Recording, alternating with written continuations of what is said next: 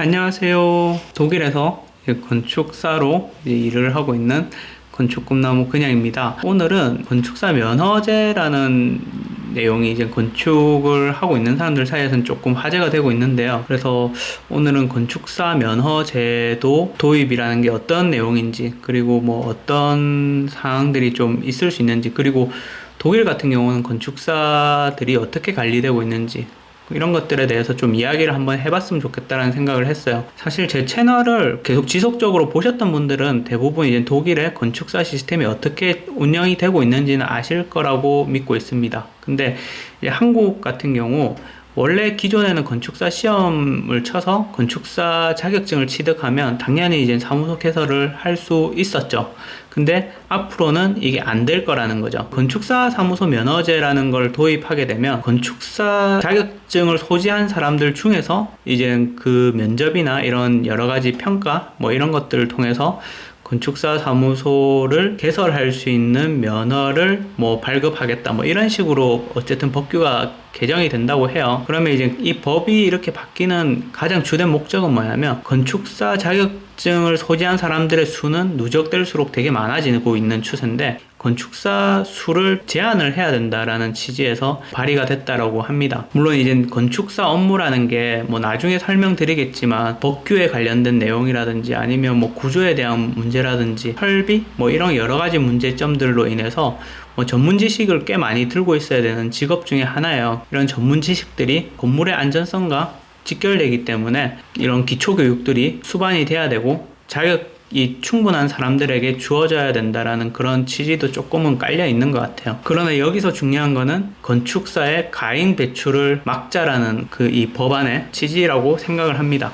기사의 본문에도 당연히 나와 있고요. 기사를 한번 읽어보시고 싶으신 분을 위해서 영상의 아래쪽에 링크를 남겨놓도록 하겠습니다. 근데 이제 본문의 내용을 보면 건축사 시험 합격을 하지만 어떻게 보면 건축사 사무소 개설을 할 수 없는 거잖아요. 그러면 본문의 내용에 의해서 보면 건축사 사무소가 개설되는 수를 조절하기 위한 거기 때문에 결국에는 건축사 시험 합격자보다 건축사 사무소를 개설할 수 있는 그 수가 당연히 낮을 거예요. 예를 들면 매년 건축사 시험 합격자가 뭐 1,500명이 생긴다고 발생한다고 했을 때 진짜 많이 잡아도 새로 신규로 개설될 수 있는 건축사 사무소가 한 500개 정도 될까 말까 할 것 같거든요. 그러면 나머지 개설을 하지 못한 1,000명, 이 남은 1,000명 분들은 건축사 자격증을 소지하고 있지만 건축사 사무소에 다시 취업을 해야 되는 거죠. 아니면 뭐 건설회사 같은 데도 취업을 할 수도 있을 거고요.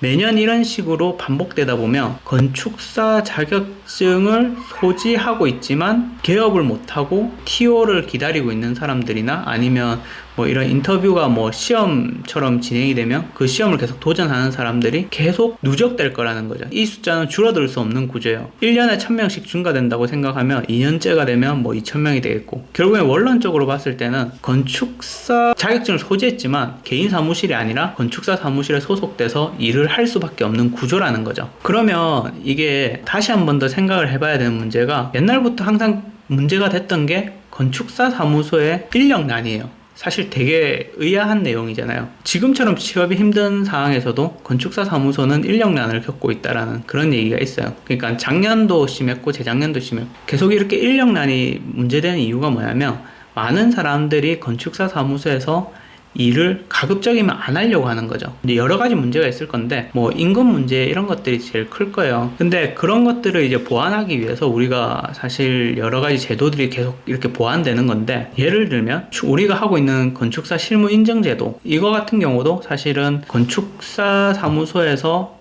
만 인증이 되는 이유 자체가 졸업을 하고 1년에서 4년 차 정도 되는 그런 경력을 가지고 있는 사람들이 계속 지속적으로 건축사 사무소에서 일을 하면서 경력을 쌓으면서 이렇게 할 수 있는 그 노동력을 확보하기 위한 제도거든요.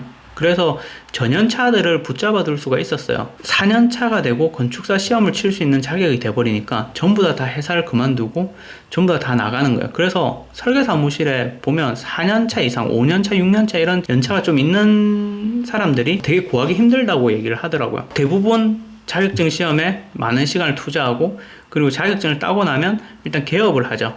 뭐 그러다 보니까 인력난이 계속 될 수밖에 없는 거예요. 건축사 면허제 도입이라는 이런 개정안들이 건축사 사무소에서 계속 일을 할 수 있는 인재를 만들어 가는 거죠. 그래서 기사 원문에 보면 건축사로서의 역량을 갖추는데 더 많은 전문 지식이 필요하다 많은 내용들이 있는데, 사실 그래서 그런 내용들은 부합되지 않는 내용들인 것 같다는 생각이 좀 들거든요. 왜냐하면 뭐 여기서 얘기하는 뭐 일본이나 뭐 프랑스나 뭐 아니면 영국 같은 경우는 제가 거기서 직접 이제 일을 안 해봤기 때문에 뭐 그 어떻게 건축사들이 운영되는지는 사실 잘 모르거든요. 제가 이제 독일에서 지금도 일을 하고 있지만 독일은 건축사 취득이 엄청 쉬운 편이에요. 그래서 뭐 딱히 뭐 관련 법규를 시험 칠 필요도 없고, 아니면 뭐 그 구조에 대한 어떤 해박한 지식이 있어야 되는 것도 아니고, 그리고 뭐 건축 설비에 관련된 내가 전문 지식이 있어야 되는 것도 아니에요. 내가 그 관련된 뭐 수업을 들었다는 것과, 그리고 제가 지금까지 건축 실무 경력을 쌓으면서 허가를 넣는다든지 아니면 실시 설계했던 프로젝트들을 이렇게 증명을 해서 내가 어떤 업무를 할 수 있다는 걸 증명만 할 수 있으면 건축사 협회에 가입이 되고, 그리고 건축사로서의 그 자격을 얻을 수가 있어요. 건축사 사무소를 개업을 원할 때는 개업을 할 수도 있고요. 그러면 독일은 어떻게 이렇게 쉽게 건축사 자격증을 얻을 수 있고, 그리고 어떻게 이렇게 쉽게 사무소를 개설하고, 그렇게 하지만 어떻게 보면 지금까지 큰 문제가 없이 잘 이렇게 진행될 수 있는가에 대해서 또 좀 설명을 드리고 싶은데, 사실 그 각자의 역할이라는 게 있거든요. 건축사 사무소 같은 경우도 건축사 사무소에 뭐 젊은 건축사가 경력이 많이 없다고 해서 사무소를 과연 오픈을 하고 내가 할 수 없는 업무에 대해서 계약을 함부로 막 하고 나중에 뭐 책임을 어떻게 될지 모르는데 무책임하게 계약을 한다든지 이런 일들은 발생되지 않거든요. 대부분의 건축사 사무소는 개인 사무소이기 때문에 어떻게 보면 법인이 아니잖아요. 그렇기 때문에 뭐 나중에 어떤 문제가 생겼을 때는 민사적으로 문제를 해결해야 되는 경우가 되게 많아요. 그렇기 때문에 내가 아무리 건축사 자격증을 소지하고 있다고 하더라도 분명히 내가 어떤 문제도 발생되지 않게끔 신중을 기해서 설계를 할 수밖에 없는 거죠. 그리고 이제 뭐 그렇게 하더라도 당연히 문제가 생길 수 있지 않느냐라고 얘기를 했을 때, 건축이라는 일은 어떻게 보면 건축사 혼자서 일을 하는 게 아니거든요.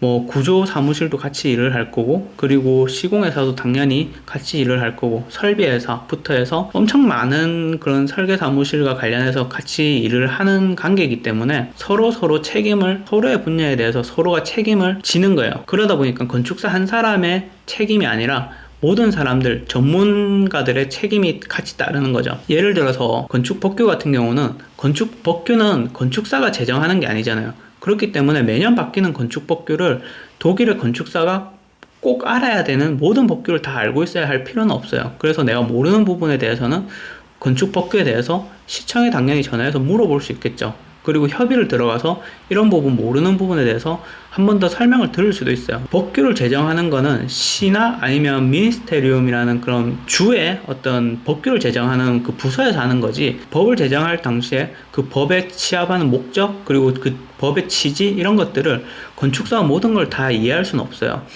그런 것들이 애매한 부분들이 분명히 있을 수밖에 없고, 이런 것들은 그 건축 허가를 넣을 때 허가권자의 설명이 당연히 중요하죠. 그 사람들은 허가권자이기 때문에 법의 취지를 알고 있기 때문에 이 애매한 부분이 있더라도 당연히 명확하게 확답을 줄 수 있는 거죠. 그렇기 때문에 저 같은 경우는 독일어로 업무를 하고, 그리고 법규도 독일어로 맨날 보면서 처음에 잘 몰랐기 때문에 진짜 많이 물어봤었어요. 애매한 거 있으면 들고 찾아갔었어요. 그리고 찾아가서 그거를 협의 볼 수 있는 상담 시간도 있거든요. 그래서 상담 시간에 맞춰서 찾아가요. 그래서 찾아가서 막 제가 너무 귀찮게 들어서 죄송합니다 이렇게 얘기하면, 이게 당연히 제가 해야 되는 일인데요, 이렇게 얘기를 해줘요, 공무원분이.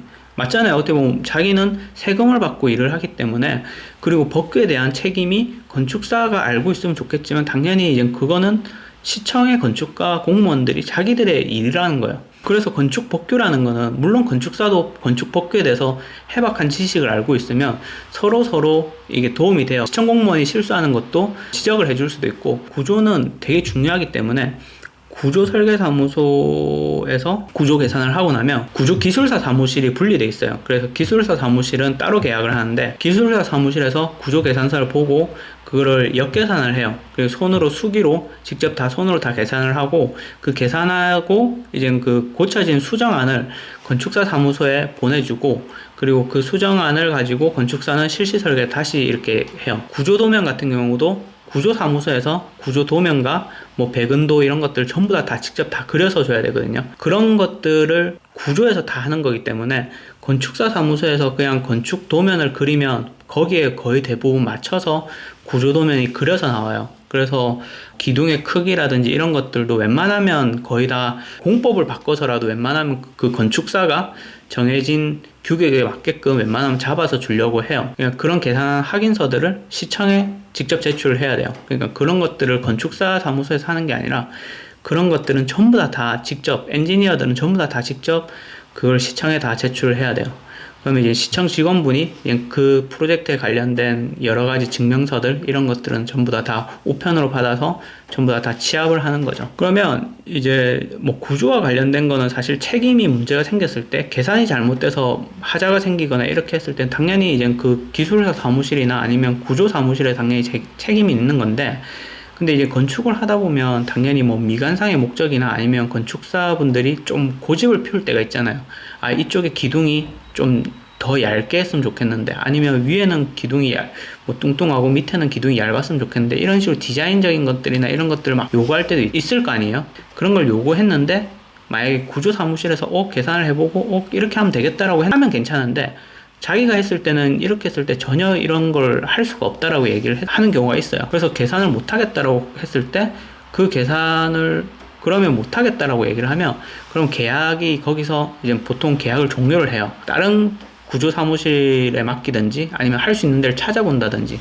그러면 이제 그 기존에 있던 구조 사무실은 계약이 파기를 하더라도 그래도 이제 자기가 계산한 것까지만큼 자기가 일을 한 퍼센테이지만큼 비율을 산정해서 비용을 받을 수가 있어요. 그래서 지금 굳이 무리수를 두면서 계약을 끝까지 끌고 갈 필요가 없어요. 왜냐하면 나중에 문제가 생겼을 때 책임은 본인이 져야 되거든요. 그렇기 때문에 그런 것들이 되게 깔끔해요. 뭐 그런 것들. 그래서 구조 관련해서는 책임은 무조건 구조에서 지고, 뭐 소방, 설비 뭐 이런 것들도 전부 다 엔지니어 사무실들이 다 증명서를 발급하기 때문에 본인에 맞는 그 계획들 그리고 그 설비 용량들 이런 것들 전부 다 증명서를 본인들이 계산한 대로 증명서를 제출해요.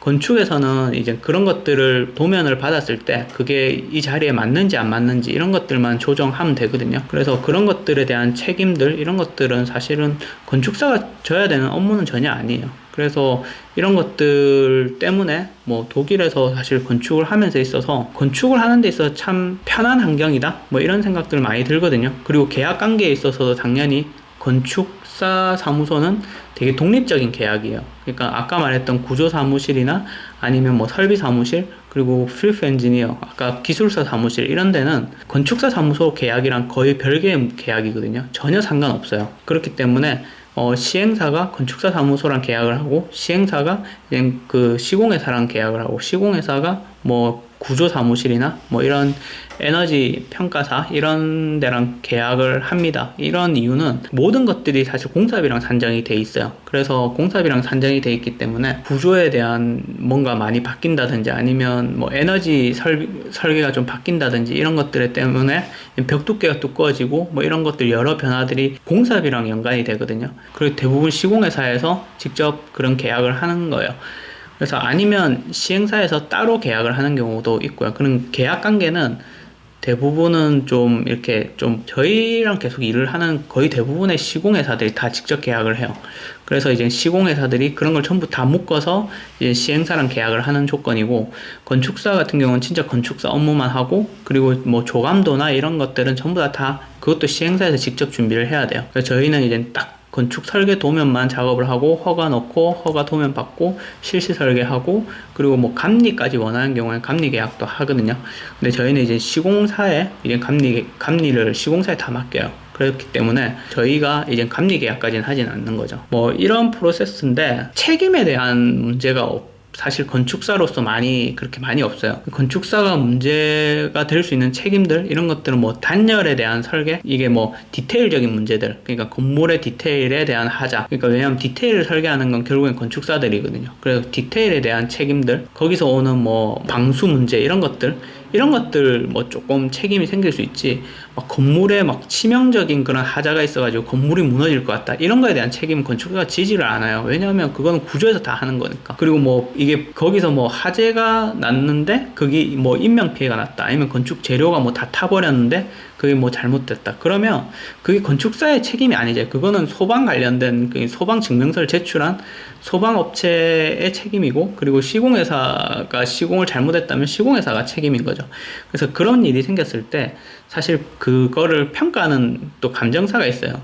평가하는 감정사가 있고, 그리고 뭐 법적인 문제가 생겼을 때 건축 전문 변호사가 있어요. 바우마이스터라고, 그런 건축 전문 변호사, 그리고 건축물에 대한 어떤 그 평가를 할 수 있는 평가사. 그 다음에 제일 중요한 게, 그러면 책임을 져야 되잖아요. 누군가 책임이 문제가 생겼고 누군가 책임을 져야 돼요. 그러면 그 책임은 뭐 건축사가 질 수도 있고, 아니면 시공사가 질 수도 있고, 아니면 뭐 다른 그 시행사 책임을 떠안아야 될 때도 있어요.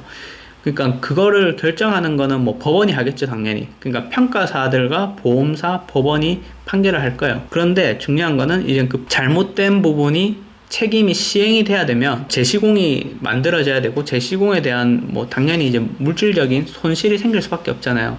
이런 것들은 또 다 각각의, 건축사는 건축사대로, 아니면 시공회사는 시공사대로, 시행사는 시행사대로 각 분야에 맞는 본인들의 보험이 있어요. 그래서 직업보험이 다 들어가 있거든요. 그래서 그 보험은 회사의 규모나 아니면 회사에서 고용하고 있는 고용된 직원들의 수, 이런 것들을 비례해서, 그리고 본인들이 하는 프로젝트의 어떤 규모, 이런 것들에 따라서 보험의 규모들이 다 정해져 있어요. 그래서 그 재시공에 대한 배상 책임이 나왔을 때는 그런 건 이제 보험 처리를 해버리면 되는 거죠. 그래서 다시 시공을 하면 되는 거예요. 그래서 뭐 사실 뭐 그렇게 이게 건축 일이라는 게 어떻게 보면 엄청나게 책임이 따르는 일이고 그렇게 생각할 수도 있어요. 근데 이게 사회 전반적인 시스템과 구조가 이렇게 안정화되어 있게 만들어진다면 사실 젊은 건축사들도 충분히 활동을 할 수 있게끔 이렇게 사회 기반이 만들어질 수 있는 시스템이 되어 있으면 얼마나 좋을까라는 생각을 좀 해봤었어요. 독일에서 일을 하면서.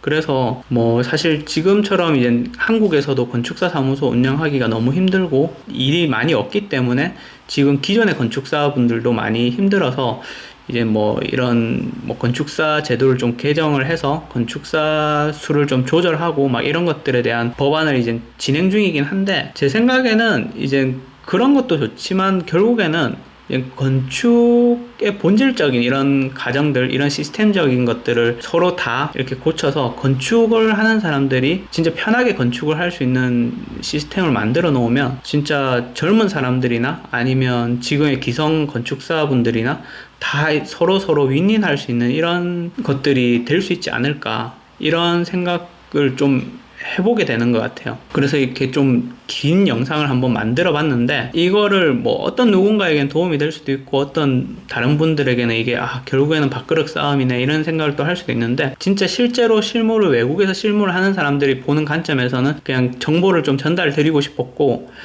그리고 이제 혹시나 이제 뭐 건축사 관련돼서 보니까 국민 차원도 많이 하고 계시더라고요. 그러니까 이런 제도가 도입을 반대하는 분들에 대한 국민 차원도 보니까 있었어요. 그래서 저도 이제 거기서 이제 참여를 했는데, 혹시나 그런데 이제 참여를 하고 싶으신 분들도 계시니까 그 링크도 아래 좀 남겨놓도록 하겠습니다. 오늘 영상 여기까지 하고 내년에는 좀 더 즐겁고 기쁜 소식이 많았으면 좋겠습니다. 그럼 안녕.